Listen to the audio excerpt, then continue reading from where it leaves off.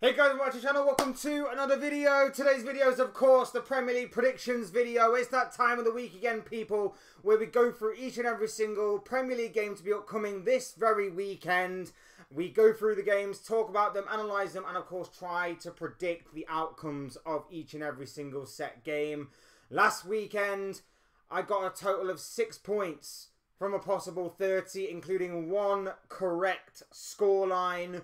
So, it's an improvement from game week 1, but still not amazing. I am on 9 points from a possible 60. I have got a lot of making up to do. Fingers crossed this week for a better week. Before we get into all of that, though, and all of the predictions, I would like to remind you all to please like the video and also subscribe if you are new. Both things will always and forever be greatly appreciated. And I also encourage you to get involved in the comment section down below. Let me know your thoughts, comments, opinions, feelings, but most of all, of course, your predictions, because after all, people, where would a Premier League predictions video be without predictions? Sound good? Great. Now let's kick things off, shall we? Let's start off with Saturday's lunchtime game, coming at you live from Stamford Bridge. We've got Chelsea taking on Fulham, and I have gone with a 2-1 win to Chelsea. Now, of course, Chelsea, last time out, absolutely smashed a fellow London team in West Ham. An absolute destruction of a victory for Chelsea in that game. They suffered a little bit for the opening 10-15 minutes or so, but once they found their groove, there was no stopping them. And West Ham found out the hard way that that was going to be difficult. Chelsea have obviously picked up 4 points from their opening 2 games, beating West Ham last week, and of course on the opening day of the season, facing another fellow London club, as they will for the 3rd time in a row this week. Crystal Palace, obviously on the opening day of their seasons, and a 0-0 draw. I'm going for them to make it 7 points out of 9. I'm going for them to continue their unbeaten run. Fulham will be difficult. Fulham will be awkward. They stated that as much last season, that Fulham obviously pose a lot of food for thought. And last weekend, of course, they got a draw against Man United, their 2nd draw of the season. Fulham are awkward customers. There's no doubt about it. But I think given the home advantage, I think given the way that last week was probably a nice way to kind of bring them into the season after what was an awkward start against Palace. I think the likes of João Pedro will continue their good form, and I think that they will get the job done. So I'm going 2-1 to Chelsea. Next up, Old Trafford awaits the arrival of Premier League new boys Burnley, who of course picked up their first win of the season last weekend in a brilliant win over Sunderland. Man United, on the other hand, only 1 point from a possible 6, and they're still probably going to be licking their wounds over what happened midweek in the Carabao Cup with a penalty shootout exit to Grimsby. I don't know what to expect from this game, in all honesty. I really, really don't. Obviously, on paper, you'd probably say that United get the win, and it's a much-needed win. There's also those that are saying that this could be Ruben Amorim's last game. He could actually walk away during the international break that is upcoming after this round of Premier League fixtures, which would be incredible if it is.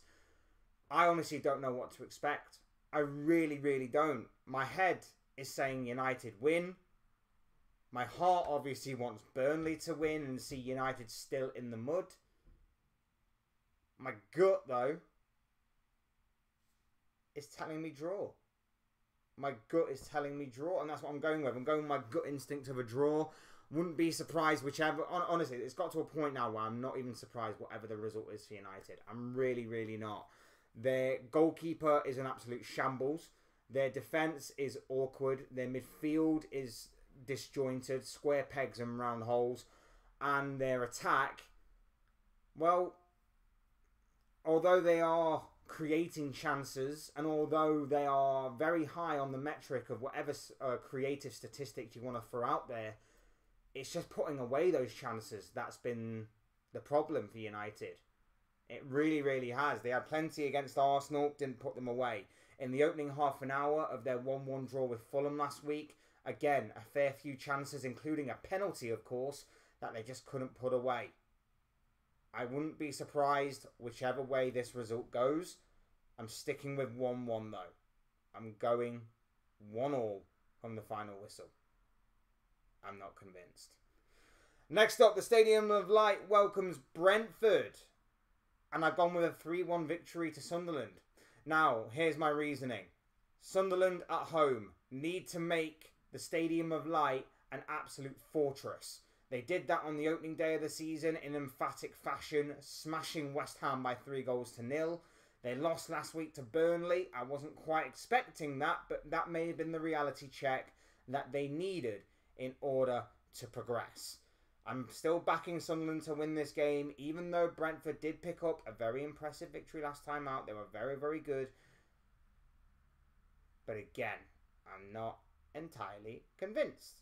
Because it was a very good victory against Villa. Very good victory against Villa. But are they going to kick on from here? Is the progression going to be there? Is this going to be a bit of an inconsistency kind of thing with Brentford? Only time will tell. I'm going with Sunderland. I'm saying 3-1 to the Black Cats. I'm not entirely convinced again. But I do think that if they are to have any hope of staying up, they're going to have to win games like this, where they're at home, where they can really make the fans feel important and feel like part of the squad, part of the team. They can feed off that energy and properly go for it. And that's what I think will happen in this game. So 3-1 Sunderland is what I'm going with here. Next up, Tottenham Hotspur taking on Bournemouth. And I've gone with a 2-1 win to Tottenham. Now, this is not going to be an easy game by any stretch of the imagination. Bournemouth are a very, very good side. We know that. They gave Liverpool a good run for their money on the opening day of the season. And they picked up a win last weekend. Big, big step for Bournemouth in that game. They're rallying around. They're battling around. And I actually do like Andoni Iraola. So, I think he's a great coach. Tottenham are one of 3 teams that have so far had a perfect record in the Premier League so far. 2 wins out of 2, including, of course, last weekend's very impressive 2-0 victory over Manchester City, which was incredibly done. And perfectly executed game plan by Thomas Frank, who has started off life perfectly at Tottenham so far. I'm going with another Tottenham win. I think they'll maintain their 100% start to the season, but like I say, it won't be easy. Bournemouth pose a very, very big threat, whether it is going forward or whether it is a stable, solid defence. It's going to be up to the likes of Mohamed Kudus to obviously provide the creativity side of things. It's going to be up to Richarlison to continue his fine start to the season. Brennan Johnson as well. He may not performance-wise have been very good, but at least he's getting on the score sheet. Tottenham have plenty of options in terms of ways to sort of penetrate the back line of Bournemouth. It's all about whether or not that back line is going to stay strong. And of course, whether or not they can cause some damage at the other end. Van der Ven, been solid all season. Porro's been solid all season. Jed Spence especially has been solid in the first 2 games of the campaign as well for Spurs. That's going to be an interesting case if he's going to be, again, in charge of that left-back position. It's going to be big for Spurs. It's going to be big. But I am going 2-1 to Tottenham.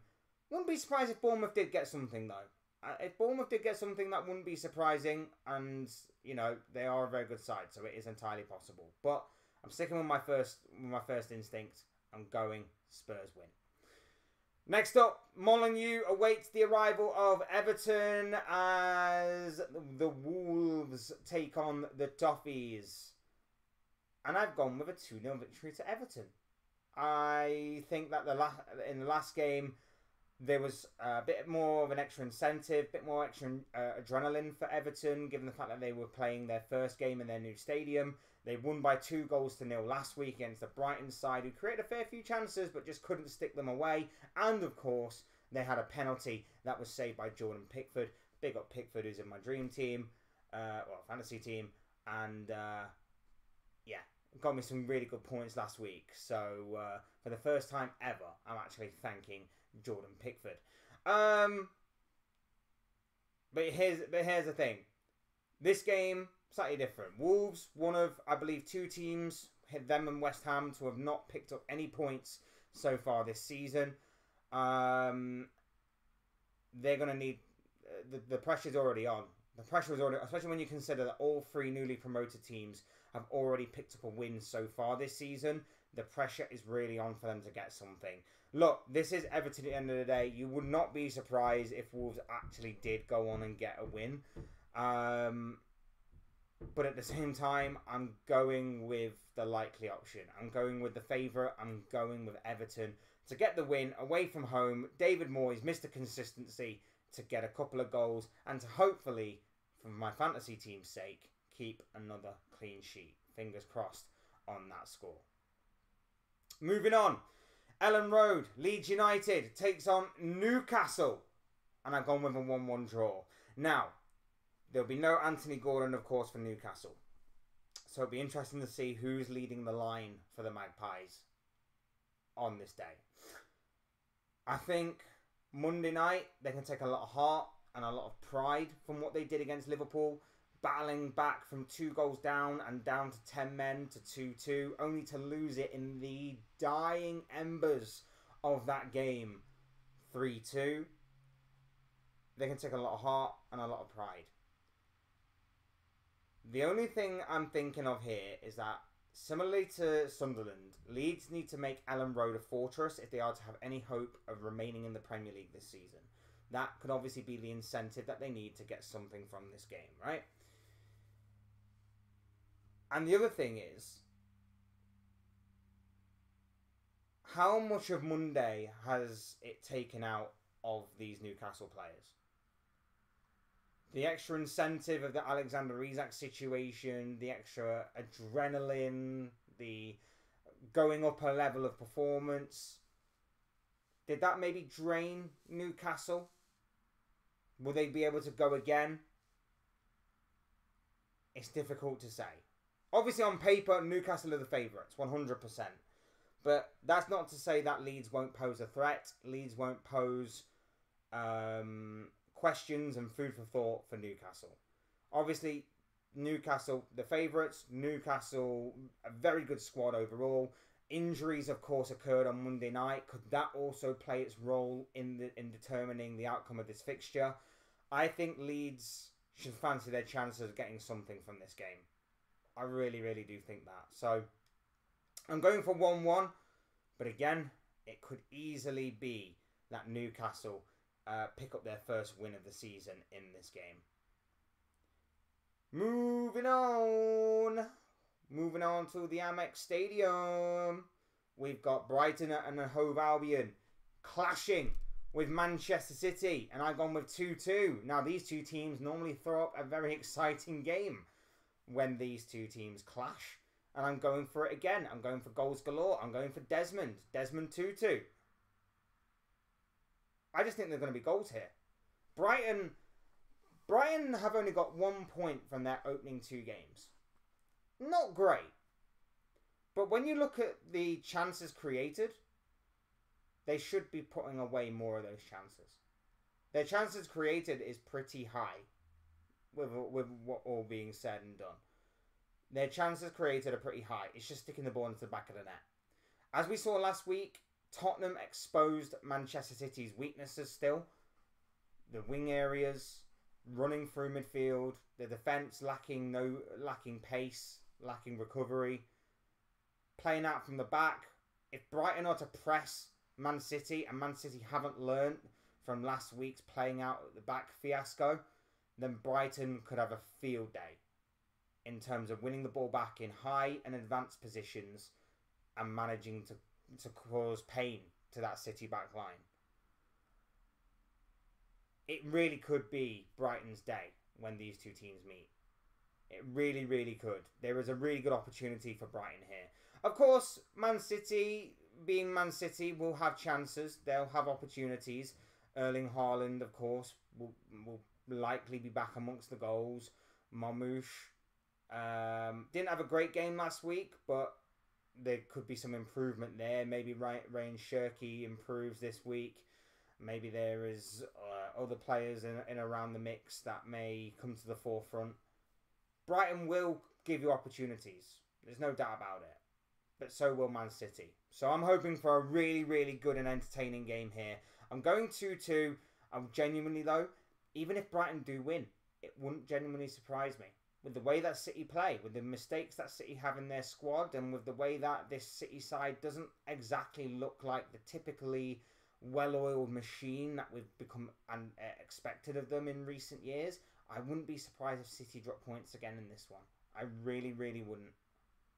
Moving on to the City ground now, where Nottingham Forest will take on West Ham United, and I've gone with a 2-0 victory to Nottingham Forest. Now, West Ham, of course, have not won a game in their first opening 2 games of the season. Forest have had a bit of an up and down time, I guess you could say, over the course of the past couple of games. Picked up a very good win over Brentford on the opening day, and then drew last week to Crystal Palace in a game in which they weren't exactly impressive. They weren't great, but they managed to get out of it with a point at least. And now they're coming up against arguably the worst team in the Premier League right now. And I think that they will get a victory. I think defensively they'll be solid enough to neutralise West Ham. And I don't really see this going any other which way. I think Forest will get the win. And I'm pretty confident with this one. And because I'm pretty confident, now that I've just said that out loud, it probably means that I put the kiss of death on this, and that West Ham will actually pick up their first win of the season. So if that does happen, I do apologise, Forest fans. But the way that I see it, West Ham are not balanced. West Ham are poor. West Ham are so in chaos, disarray, all over the place that I just think this is like a sitting duck. They are like a sitting duck right now. And Forest are the hunters. And if they don't get the win, I'd be shocked. I would be shocked if Forest don't get the win in this one. This one should be 3 points in the bag for Nottingham Forest. I'm just going to throw that out there. Next up, Saturday's evening game. 7 o'clock game, I believe. Villa Park. Aston Villa taking on Crystal Palace. And I'm going with a 1-1 draw. Bit of a shock start for Aston Villa, and all in a negative way, I guess you could say. I lost to Brentford last week, only picked up 1 point from a possible 6. Things need to improve for Unai Emery's side, and they could find that here with Crystal Palace. Now, Crystal Palace will be in midweek action, taking on their opponents in the Europa Conference League second leg qualifier, so that's going to be big for them. Obviously, at the time of recording, I don't know the result. I know they're going into that game 1-0 up, but I don't know the result of the second leg. This is being recorded on Thursday to be put out for Friday, so I don't know the result. I haven't got a crystal ball. I'm not a fortune teller or Nostradamus. I don't know. But that extra 90 minutes or so in the legs of those players could obviously help Aston Villa. Palace have a small squad as it is. It could really help Villa. Now, I think Oliver Glasner's side are well drilled that they can get something from this game, and that's why I'm going my gut again, because although my head is saying Villa, my heart is saying Palace. I'm going my gut again of a draw, and I think that Oliver Glasner's side will be able to get something from this game, and that is why I am going 1-1 overall. But let's not pretend like Villa can't get the win. Let's not pretend that that can't happen with the attacking power that they have, the strength in midfield, and like I say, maybe the fact that the extra 90 minutes in the legs of those Crystal Palace players may tell. They already seemed to do that last weekend, Palace, when they were against Nottingham Forest. They started off the game really well, maybe off adrenaline and all of that kind of stuff, but they kind of faded towards the end a little bit, and that's what allowed Forest back into the game, and then ultimately to go on and get the goal that ultimately saved them a point. I can see something similar maybe happening here, but cautious times, I would say. Cautious times, I would say, for Crystal Palace. And finally, in what I believe to be the biggest game of this round of fixtures, the biggest highlight of this round of Premier League action, Liverpool versus Arsenal. And I am going for 2-2. I'm going 2-2 at Anfield. The fact of the matter is, I'm a little worried. I'm a little nervous about this game. I want to be confident. And on some level, I sort of am, being at Anfield, that we can get something. But I want to be more confident that we can get the win. This is a massive game. It's a massive game because this has pressure on it for both teams. Massive pressure for both teams. For Liverpool, they're at home. They're against a title rival. Even at this early stage, what a way to get one over on your title rival. What a way to get a sort of mental advantage over your title rival than by winning an early battle against them. That would be an incredible way to kick off the season. Only 3 games in, and we've got a massive game already with a lot riding on it. For Arsenal, their record at Anfield isn't great. So if they manage to pick up a win in this one, that is a massive mental block removed for them. That is a massive, massive mental block removed for them. That should only inject more confidence and belief into that Arsenal setup. It really, really should, because if they can get a win, that would be monumental for Arsenal. It really, really would. And you wouldn't back against that not happening. With the way that they... if they pick up where they left off against Leeds, I know it was Leeds and Liverpool are completely different, but if they picked up where they left off against Leeds, playing with that kind of confidence and sort of, you know, the kind of swagger at times they were playing with, if they pick up where they left off there, as well as obviously use whatever they have to their advantage, and mainly I'm talking about set pieces, which is where the nerves creep in, because Liverpool can't defend a set piece to save their life. They can't even attack a set piece to save their life. But defending them is somehow even worse. And we all know that Arsenal's main strength is their set pieces. Their insane consistency with set pieces. Which is why I am terrified. Because every time that Arsenal are going to get the ball down from a set piece, corner, free kick, I'm going to be looking at Van Dijk and Alisson and just praying to them to help us.